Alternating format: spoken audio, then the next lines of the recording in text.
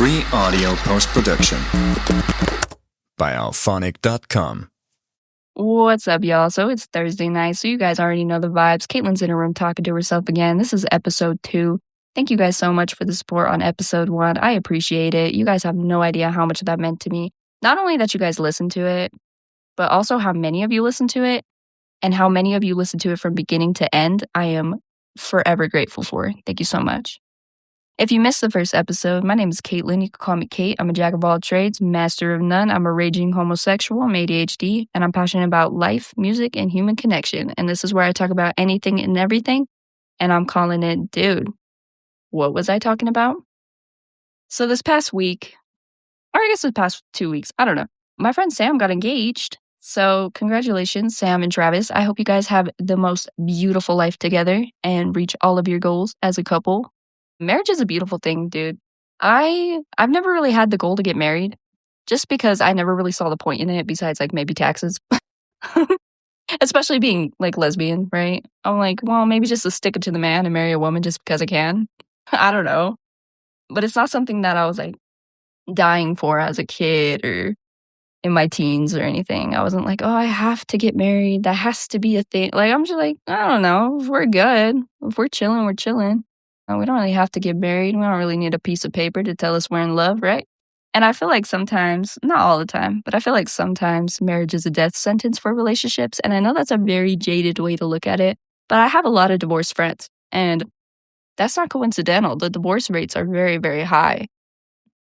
So I don't know. It just kind of makes me nervous. I think the only way that I would ever be okay with getting married is if we were like 10 years deep. If we were together for like 10 years, yeah, I could see getting married. Just because by then, man, you're married by common law at that point. Like, you're already married. Might as well make it into a piece of paper because by then, hopefully, you're not going to leave each other or anything. No infidelity or anything crazy is going to happen. And hopefully, you're on the same page in life and finances and all that other good jazz that normally tears relationships apart. That was hard to say. Yeah, but I am so happy for her. I'm so happy for my friends, man. I actually have a lot of friends that are getting married pretty soon. Even if they don't got the ring, I already know it's coming. And I actually love weddings. I hope I'm invited. Because I love to dress nice also. Like, I like to, wear my little button-ups. It gives me an excuse to dress nice because normally I'm dressed like Adam Sandler. I'm normally in work clothes or Adam Sandler. There's like really no in between. But it gives me an excuse to look good. I'm like, girl, this isn't just your day. This is our day, baby girl. Like, I'm dressed like this because I can, okay? I want to look good too at your wedding, even if I'm just a guest. So I'm excited. I think that's beautiful, dude. My parents have been married for 30-something years. I wish I knew the exact number. I probably should have asked my mom before I did this podcast, but my parents have been together for 30-something years. They've been married since the 80s. So it's a beautiful thing. If it's something that you want in life, go ahead and go after it. Go and get it. I just want like a lifelong partner, I just want to find my partner in crime, but please no crime. I really wouldn't survive prison. Okay. I'm really tiny. I'm really, I don't think I'm like a pretty boy type of person, but I'm not rugged enough for prison. Yeah. So I would not have a good time in there, basically, or I'd have the best of times. It depends how you look at it, I guess. But I don't want a partner in crime, actually. I want a partner in life. Let's just do that. Let's just keep it classy here. We ain't doing no crimes, girl. I can't even smoke weed. It gives me anxiety. It is sad, dude. Like, I used to smoke hella weed, right? I used to be like Bob Marley in this bitch. Like, for real. I used to be Bob Marley, and I used to smoke so much weed. And now, if I take one hit, I will see something in the bushes and freak out. And it sucks, because I actually loved, hanging out with my friends and like smoking a little bit and talking and all that stuff. And now I just can't. Like, normally, I still do the same thing, though. I sit there and talk to my friends while they're smoking, but I just can't partake because I literally will lose it. Yep, it'll throw me into a psychosis. It's not even fun anymore. And then I start, dude, have you ever been so high that your thoughts start having thoughts? Yeah, because that's me anytime I try to smoke now. And it's awful. It's terrible. It's not even fun. Alcohol, too, is becoming not super fun because anytime I drink, right, I didn't realize how much of a lightweight I've become, but anytime I drink, I accidentally black out. Like, that's a thing that happens now. Not all the time, but too often. A little bit too often. So, yeah, even that's not super fun. So, I really am not into doing crimes. Because I can't even do legal substances right. Like, let's just leave it at that. It is crazy, though. Like, me and my best friend were talking about, like, in high school and how terrible we were. Like, we were awful. We were reading our old messages, and it was, like, all about, like, oh, I'm picking up a bottle, I'm getting this person to buy it, and I'm picking up weed, like, and then we were meeting up and just, like, doing, like, diabolical stuff for when you're 16, 15. Like, you shouldn't be doing that at all. And I know it's universal. I know everybody does that, but I'm like, man, we were just, like, we thought we was Cheech and Chong. We thought we were we thought we were Bob Marley, okay? I actually named my dog Bob Marley because me and my friends, when we would smoke weed, she liked to be in the room. Like, we wouldn't get her high. Don't worry about that. That's terrible. Don't do that. But she did try to, like, smell the weed. Like, she would, like, go up to the baggie and try to smell the bud. And so we're like, oh my God, it's Bob Marley. That's how my dog got the name Marley. Yeah, so it was just wild because, like, now I literally can't do all that anymore, and it's super sad. I sometimes wish I could. Megan Thee Stallion has a song called Anxiety, and she was like, I can't even handle smoking weed, so there's never a time where I'm at peace or something. And it's like, yeah, pretty much. Like, once you can't rely on, like, any substance anymore, you realize how hard it is, actually. And you know what? Sobriety, though, it gets easier once you're used to being in your own thoughts, and then you can start podcasts and stuff. So, I mean, whatever. But no, it's crazy. Your 20s are wild. Everybody's in different spots. There's some people that got kids. Some people are focusing on their careers. Some people are getting married. Some people are getting divorced. And some people are sitting in their room talking to themselves on a podcast. So it's just wild to see the difference. And it's wild to see the difference, like, that, 11 years make also on the person that you are. So I have 3 older siblings. I am the youngest of 4. 2 of my older siblings are gay, and the other one's straight, which is cool because I like having something built in that's in common already, I could talk to Justin and Britt about being gay, and they understand me, and that's such a beautiful thing, dude, because a lot of people don't get it, they accept you for you, but they still think you're going to hell. They'll be like, yeah, man, I love you. I just wish you weren't going to hell, though. Damn, okay. All right, I didn't know you was God. I didn't know you were executioner. I didn't know you get to make my decision or make God's decisions for me and where I should reside when I die. But thank you. Thank you so much. They really do say crazy stuff like that. My brothers told me stories of people telling him the same thing. And I'm like, that's wild because I've also been told that, like, oh man, Caitlin, dang it, you're so cool, and I wish you weren't going to hell. Like, what? What? It's wild, man, and it's wild. My sister, actually, I came out to her, the lesbian one, right? I came out to her first when I was 13, and I told my sister, I said, Britt, I think I'm into girls. And she's like, what makes you think that? Well, I'm like, girl, what do you think makes me think that? I'm 13. I got some hormones going. Like, but I was just like, oh, I'm just attracted to girls. And she was like, are you sure? Well, girl, why are you questioning me like you the judge right now? Like, yes, I'm sure. And she looked at me, kind of like side-eyed me and was like, okay, and then she went and told my whole family, and then they all thought I was lying. They're like, nah, she too feminine, right? They're like, she's not like butch. So ain't no way she's into women, right? That's what they thought. That's what they literally thought, right? I remember when I was like 10 or 11, I was asking my sister, I said, Britt, why'd you chop all your hair off? And she said, oh, to attract feminine lesbians. And I was like, oh, so you cut off your hair to attract more feminine women?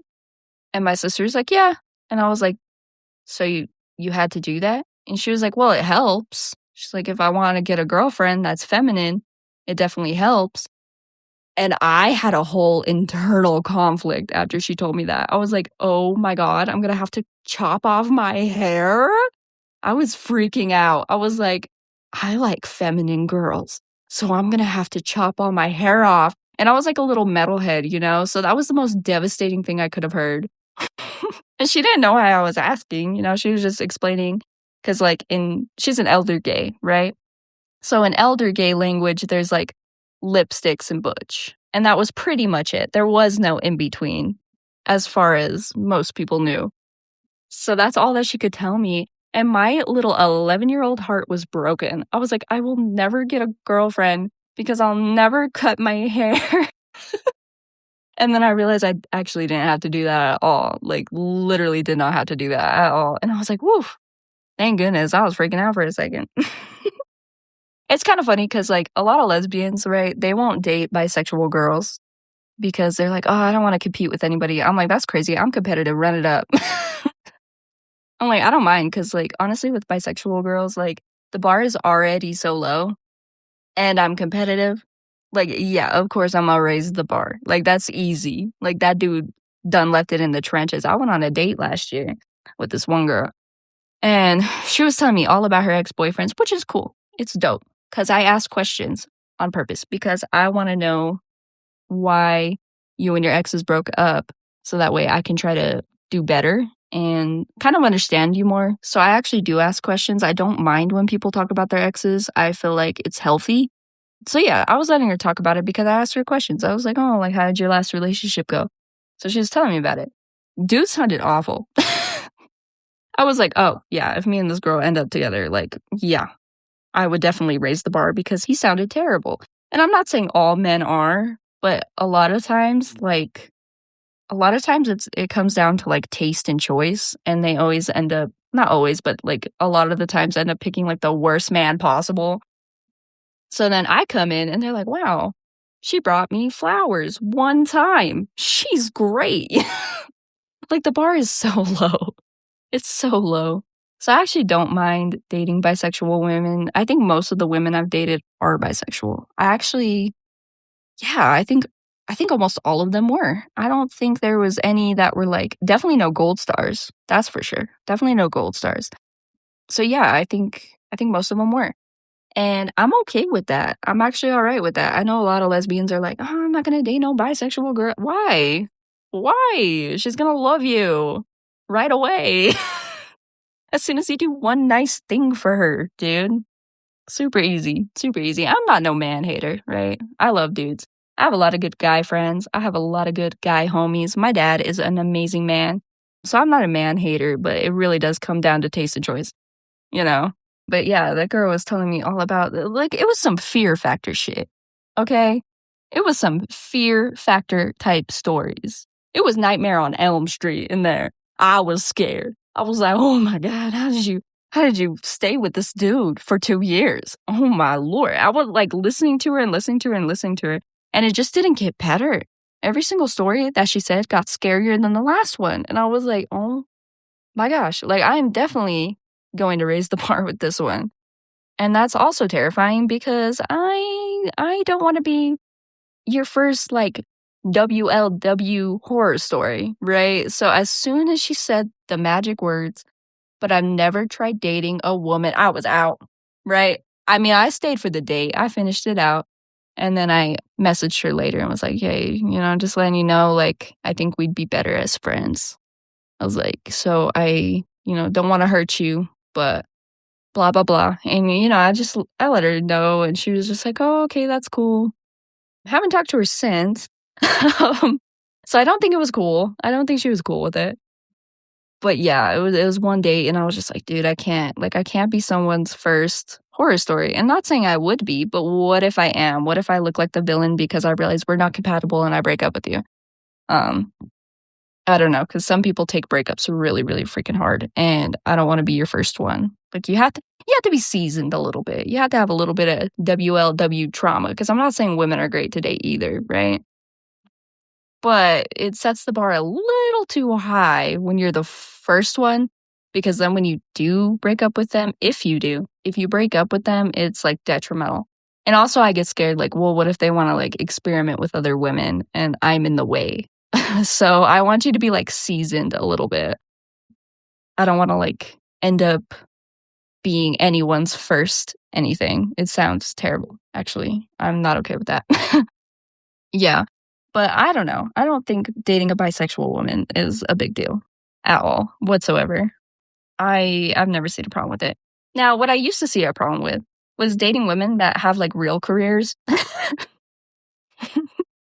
Because I would look at their job description on like Hinge or whatever I was on, and I would look at their job description and I was like, oh, girl, you're not in my tax bracket. And I mean, you make too much, not that you don't make enough, because it was intimidating. I was like, man, how do these people get like careers at our age? I don't get it. I don't understand that. You know, I'm a supervisor. I work in retail, but like I'm talking like these people were like project managers and engineers. And I'm like, oh no, I can't compete. I used to get so intimidated, but now, you know what? I don't really care. I'm like, I don't really care if she makes more money. At this point, to be honest, work got me so stressed out. I'm ready to be a stay-at-home mask. You know what I'm saying? Like, yeah, baby, I got the laundry. You just go ahead and go make us some money, okay? I'll be right here. My feet all kicked up and everything. Like, I'm learning how to cook, girl. You want like home cooked meals? I got you. I got you. I'll stay at home, girl. Don't you worry about it. You just go and work hard for us. And I used to be like, oh, I would never do that. But then like when I really think, I make jokes, but like when I really think about it, I actually did have one ex that we were together for almost a year, and she was like, well, why don't you move in with me? And this was before I was even a supervisor, right? And I was working 2 jobs at the time. And she was like, well, what if you move in with me and then you go to school like you've always wanted to do, and I'll support you, I'll take care of you. And I looked this woman dead in the eyes and said, I can't let you do that. I was like, I can't. I'm sorry. I was like, I really can't. I was like, we can revisit the whole moving in together a little bit later from now. I was like, but I cannot let you take care of me. I have to figure it out. I have to hustle. It's who I am. I'm a hustler. I like to work. And clearly, girl, I work 2 jobs. Clearly, I like to work. So there's no way. But man, sometimes I'm like, well, maybe I could. Maybe I'd be all right with that.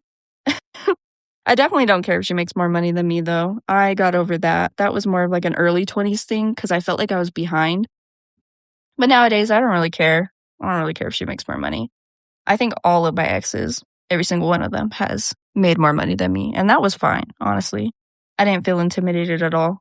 But what I can't do is let someone take care of me. That's kind of where I start drawing the line. Like, yeah, like, it's cool and all to think about, like, oh, you know, maybe I could just stay home and do your laundry. But, like, nah, I think I want to be a partner. I think I want to help you out. I think I want to go 50-50 or 70-30 or 80-20, whatever we got to do to work it out. Because I just can't. I can't envision not working. I think I'd lose my mind, to be honest. But yeah, no, it used to intimidate me. It used to intimidate me when I'd see someone making like 6 figures and I was making like, shoot, 20K. I was like, oh, yeah, no.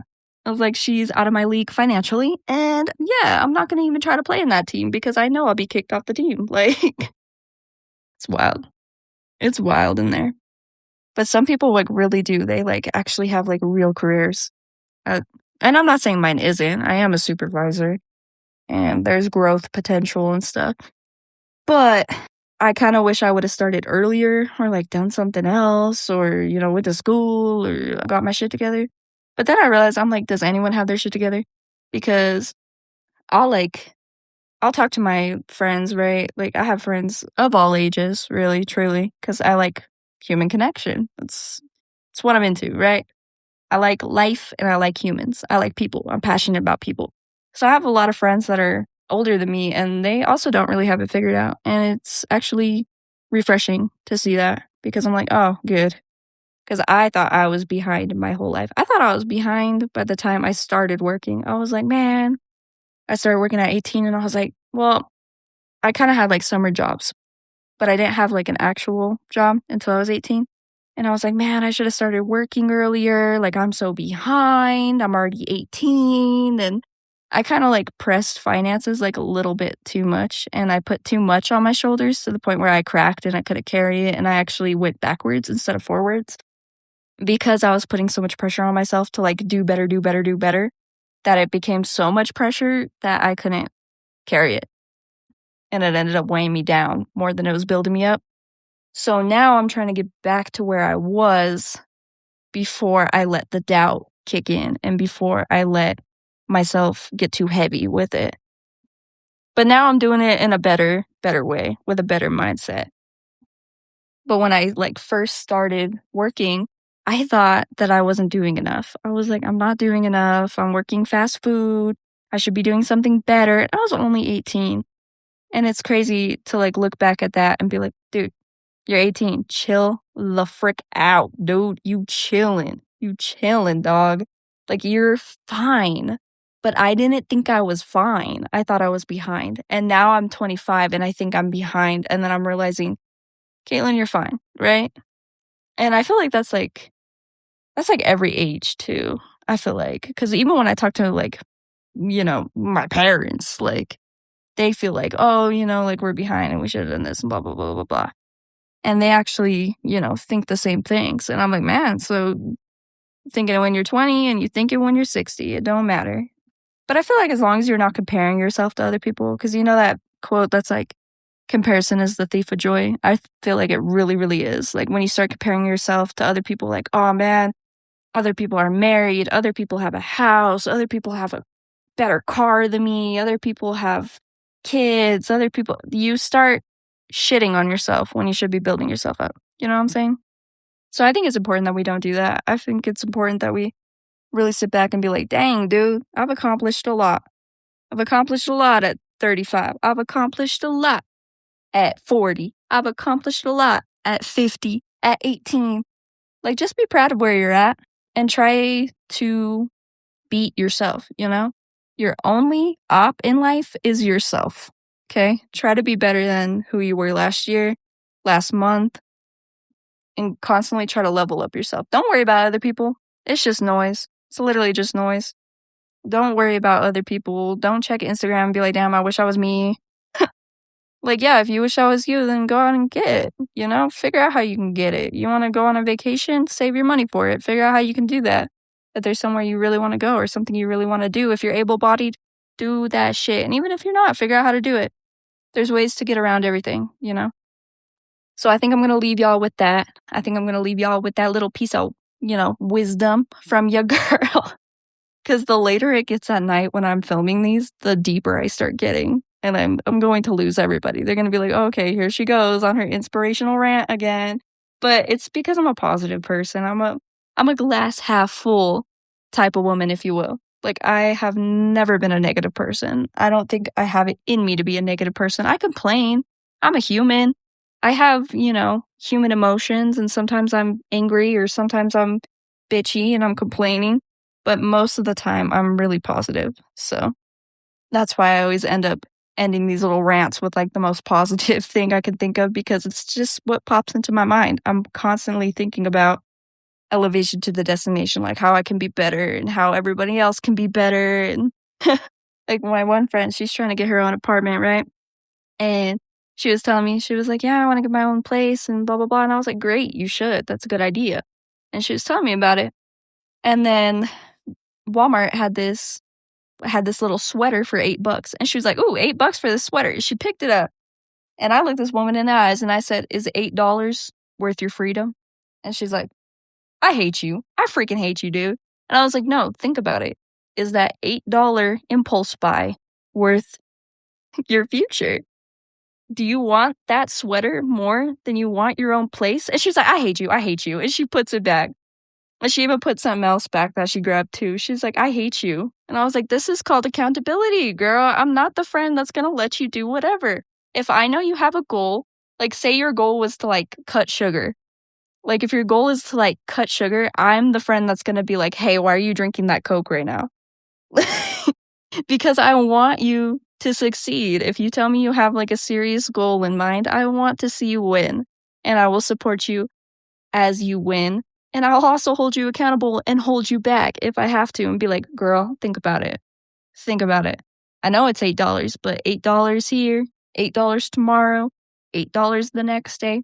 It adds up. Have you added it up? Have you added up the total of impulse buys? Have you added it up? Is that in the budget? Do you budget? I get so into it because I'm like, I want to see everybody win. I want to win. I want to see you win. I want to see her. I want to see him win. I want to see everybody win. Like, but she was so sick of me. She was so sick of me. And I was like, girl, I'm going to follow you around every single time you shopping now, just to make sure you're not messing it up. Because I know that this is a goal of yours and I want to hold you accountable because I'm a good friend, okay? That's what good friends do. Good friends hold you accountable. Good friends help you reach your goals. We don't let you just do whatever and spend whatever if you have a savings goal. And we don't let you eat whatever if you have, like, you know, a nutrition goal. Like, I will try to hold you accountable as best as I can.